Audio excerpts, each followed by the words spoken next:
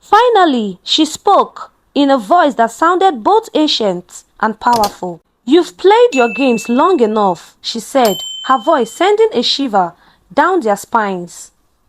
"The time has come for the spirits to have their say." Esther, Mercy, and Benson all took a step back, unsure of who this woman was or what she meant. But Ogifeanyi seemed to know her, and that was enough to send a chill through their heart. "What do you want?" Benson asked, his voice strained. The woman looked at him with cold, calculating eyes. "I want what is owed to the spirits. And you, Benson, have already taken more than you can give. The time for choices has passed. The consequences are upon you all." Esther and Mercy exchanged confused, fearful glances. What was happening? Who was this woman, and what did she mean by consequences? The woman's lip curled into a sinister smile. "You will find out soon enough. But first, know this. The rivalry between you two was never meant to be settled by love. It was always about power. And now you will all face the price." Before anyone could react, the woman raised her hands to the sky, and the wind howled, rattling the windows and sending a powerful gust of air through the room. The candles flickered wildly, and the shadows seemed to stretch unnaturally long. And then everything went silent. The silence that followed was deafening, and for a moment, it felt like itself had stopped. Mercy, Esther, and Benson stood frozen, their eyes locked on the mysterious woman whose presence had thrown them into chaos. The wind that had been howling outside now seemed to have vanished, leaving a strange stillness in the air. Even the shadows seemed to hold their breath, waiting for something to happen. Ogifeanyi was the first to break the silence. He stepped back, his face drained of color, his eyes wide with fear. "You've come," he whispered, almost as if he were speaking to himself. "The spirits, they have sent you." The woman slowly lowered her hands and her smile widened. There was something otherworldly about her, something that made Esther's heart race and her palms sweat. "I am the one who comes when the time is right," she said in a voice that was both soothing and terrifying. "I am the one who ensures that the balance is kept." Mercy's voice trembled as she spoke. "What do you mean? What balance? What do you want from us?" The woman's gaze turned to Mercy, and for the first time, she spoke directly to her. "The balance between love and power must be maintained. You and your sister have both sought to claim Benson's heart, but you do not understand the cost of that claim. The spirits demand a sacrifice." Esther's chest tightened. Sacrifice? What kind of sacrifice? She felt a chill crawl up her spine as the woman's words echoed in her mind. She had already felt the weight of the rivalry, but now it seemed that the stakes were much higher than she had ever imagined. "What sacrifice?" Esther demanded, trying to steady her voice. She couldn't show fear, not now. "What do the spirits want?" The woman tilted her head as if considering Esther's questions. "The spirits have chosen the one who will bear the cost, the one who will win Benson's heart, but at a great price." Mercy's face paled. "You are telling us that one of us has to lose him? Is that what the spirits want?" The woman's eyes glinted with an unreadable emotion. "The spirits are not interested in your petty love, child. They care only for what must be done to maintain the order of the world. One of you must walk away, but the other will bear the burden of the spirit's will." Benson, who had been standing silently, finally spoke with his voice filled with desperation. "This isn't right. I don't want either of them to suffer. I don't want to be part of this game the spirits are playing." But the woman only laughed softly, her voice cold and distant. "You cannot escape what the spirits have decreed, Benson. You have already chosen. Now the time has come for the consequences to unfold." Esther's mind raced. She had never imagined it would come to this. She had been so focused on winning Benson's love, on proving herself better than Mercy, that she had never stopped to think about what would happen once she got it. Now it seemed as if the price was too high to pay. What do you mean?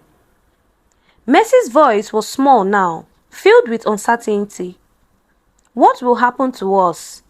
What do we have to do? The woman stepped closer to the sisters, her eyes glowing with an eerie light. You must choose now, but know this. The prize will not be what you expect. The one who chooses will gain the power they seek, but they will lose something far greater than they can imagine. Esther's breath caught in her throat. She could feel her heart pounding as the weight of the decision pressed down on her. She didn't know what to do.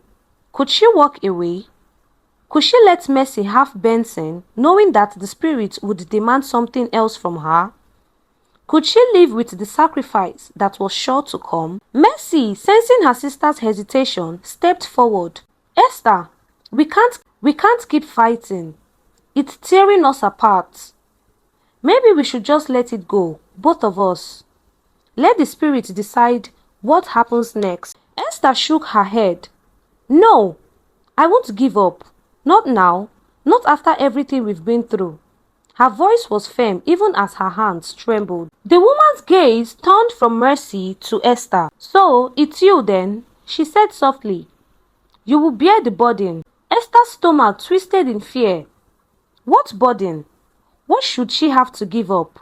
Her eyes flicked to Benson, who was watching her with a mixture of sadness and longing. I don't want to do this, she whispered. I don't want to hurt anyone. The woman's smile was cruel as she spoke. The spirits do not care for your wishes. They care only for what must be done. The balance will be kept. Before Esther could say anything else, the woman raised her hand once more. A flash of light filled the room, blinding them all. Esther closed her eyes, but she could still feel the intensity of the power that surged through the air. When she opened her eyes again, everything had changed. The room felt different, colder, as if the very air had been drained of warmth. The shadows stretched longer and the candles flickered wildly.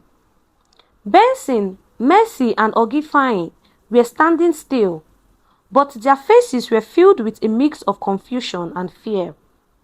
But for Esther, something had shifted inside her. She could feel it in the very core of her being. The spirit had chosen her, and she didn't know what that meant yet, but she could feel the weight of their power in her soul. Mercy took a step towards her, her face filled with fear. Esther, what happened? What did you do? Esther turned to face her sister, her eyes full of determination. I didn't do anything. The spirit chose me, and now I have to accept the consequences. Just as she spoke, a distant haunting sound filled the air, echoing like a drum beat in the distance. The earth beneath their feet seemed to tremble. Are you sure you want to go down this path? The woman asked softly, her voice now a mere whisper in the wind. Esther nodded, her voice steady despite the fear that gripped her. I have no choice. I must follow the spirits. The woman gave a slow nod. Then it is done. As the woman's form began to fade into the shadows, the room grew darker and the sound of the distant drums grew louder. Esther felt her heart race as the full weight of the spirits began to sink in. This was just the beginning. The air in the room seemed to thicken as the woman's form disappeared into the shadows, leaving only the eerie sound of distant drums to fill the silence. Esther stood rooted to the spot, her mind spinning with fear and confusion. She had made her choice, but the consequences were still unclear. She could feel the spirit's power surrounding her, an invisible force that seemed to both embrace and suffocate her at the same time. Mercy, who had been standing beside her, looked more fragile than ever. Esther, she whispered, her voice trembling. What did you do? What are we supposed to do now? Esther opened her mouth to speak, but no words came out. She didn't know what to say. What could she say? She had chosen, but the cost was something she couldn't fully comprehend. All she knew was that she could feel a shift in her heart, a heaviness that hadn't been there before. The spirit had spoken, and now there was no turning back. Benson, who had been watching the whole scene unfold, stepped forward cautiously. His face was pale, his eyes wide with disbelief. "Esther, what happened? What did that woman mean when she said you would bear the burden?" Esther swallowed hard, her throat dry. She didn't want to explain it, not yet. She didn't fully understand it herself. All she knew was that she had chosen and there was no undoing it. "I don't know," she said quietly, her voice barely a whisper. "But I feel like something inside me has changed.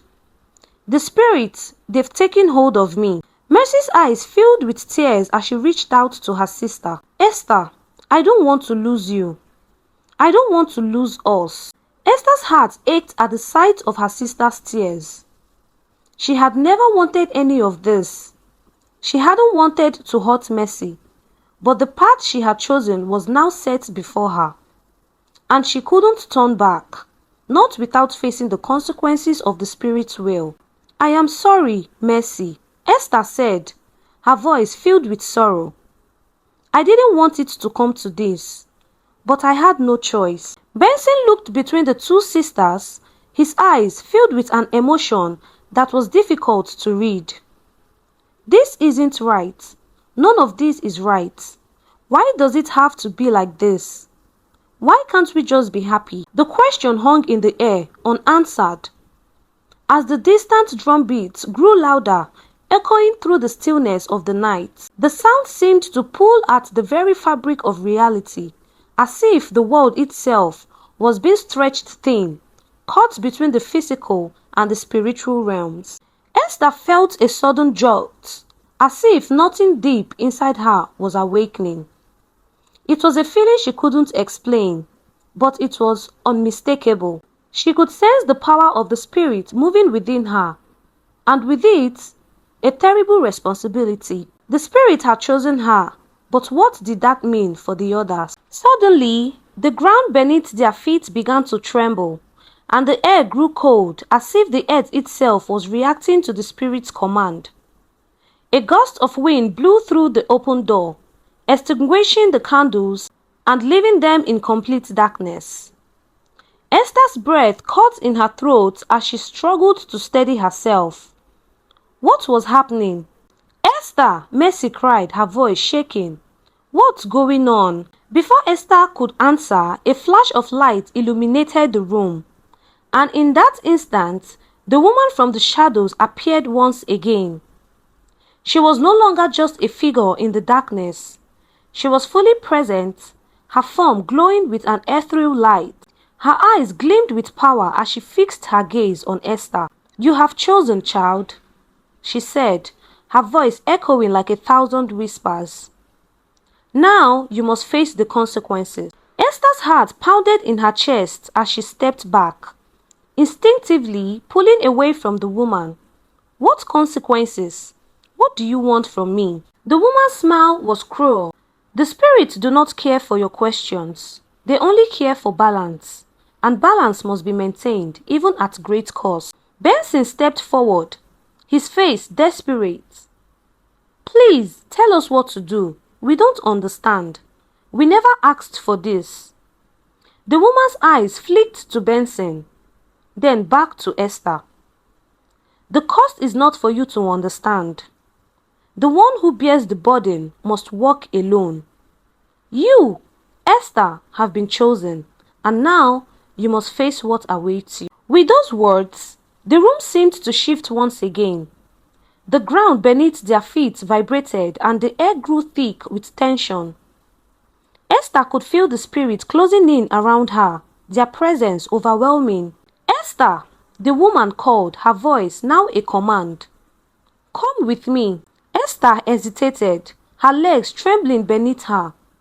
What was she being asked to do? Where was she going?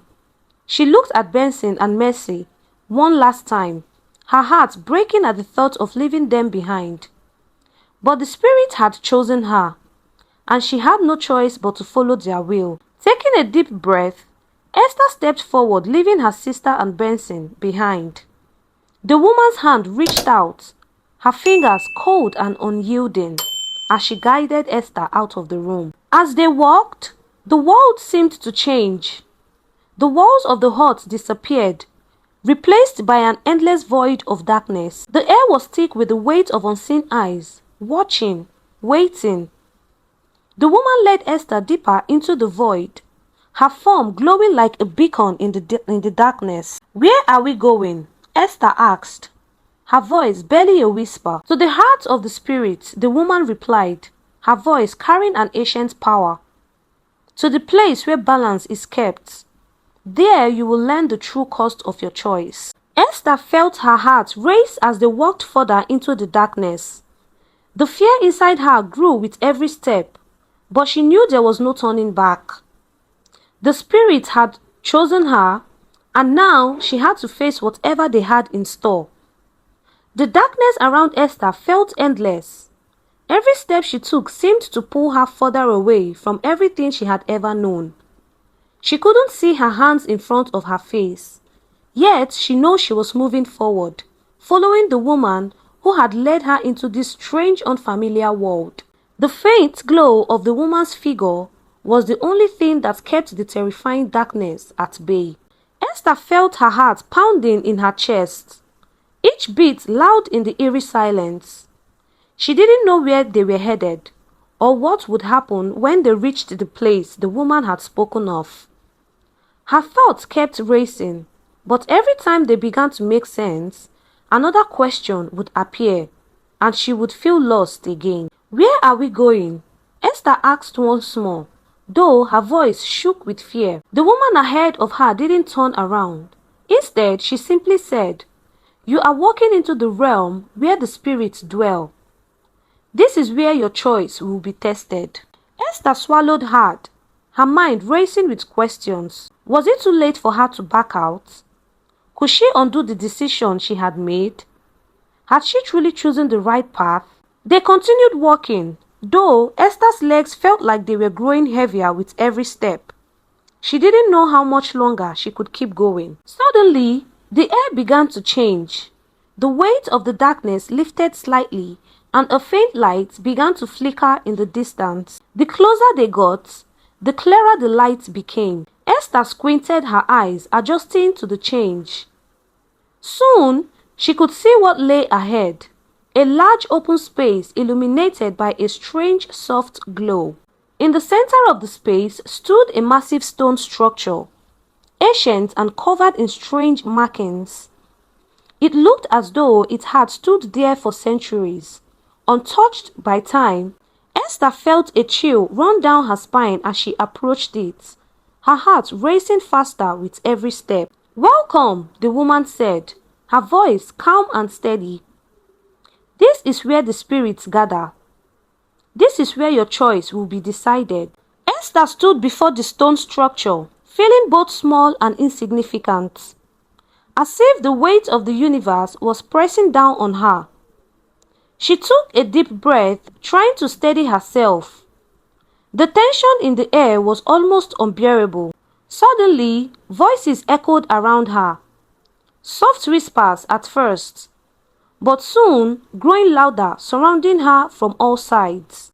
The voices were not words she could understand, but they felt familiar, like the distant memories of something she had known long ago. She closed her eyes, trying to block them out, but they only grew louder, more insistent. "You have chosen," one voice said, "but what is the cost of your choice?" Esther opened her eyes, but the woman was gone.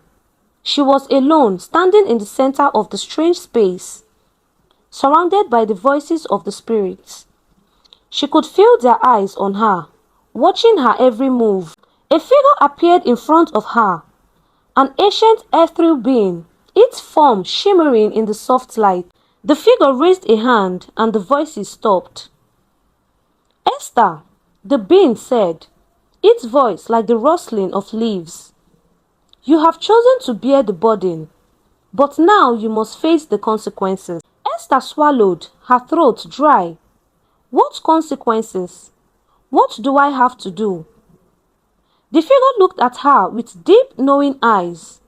You must decide what you are willing to sacrifice. For every choice, there is a price. Esther felt a chill run down her spine. She had already known this, hadn't she? She had already sensed that the cost of her decision would be high. But now it seemed too much to bear. The weight of the spirit's gaze was overwhelming, and she felt her knees weaken beneath her. What do you mean? She asked, her voice trembling. What must I give up? The figure raised its hand once again, and the space around them began to shift.